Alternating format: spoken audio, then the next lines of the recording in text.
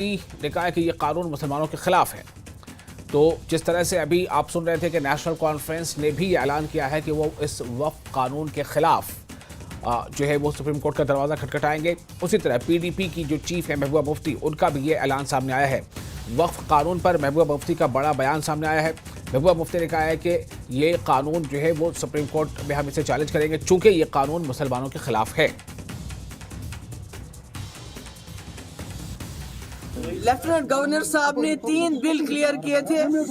ایک تو جو ڈیلی ویجز کو ریگولرائزیشن کا، جو بیچارے سالوں سال سے بنا تنخواہ کے بہت تھوڑی رقم پہ کام کر رہے ہیں، وہ بل کلیئر تھا۔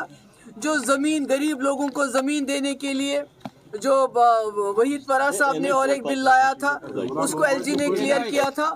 اور تیسرا بل شراب کے اوپر بین لگانے کا بل، وہ بھی کلیئر کر لیا تھا۔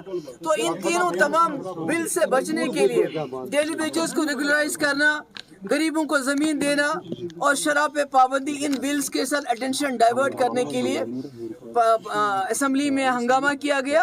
اور یہ ہنگامہ اس لیے بھی کیا گیا تاکہ جس طرح سے استعمال کیا گیا کرن رجیجو کا یہاں پر، جس نے یہ امینڈمنٹ بل لایا پارلیمنٹ میں، اور جس طرح فاروق صاحب اور عمر صاحب نے ان کا یہاں استقبال کیا، اس سے دھیان ہٹانے کے لیے اسمبلی میں پچھلے 3 دن سے تماشا ہو رہا تھا۔ اور آج ہمارے ساتھ یہاں ہمارے ایڈوکیٹ مجید صاحب ہیں جو سپریم کورٹ لائر ہیں۔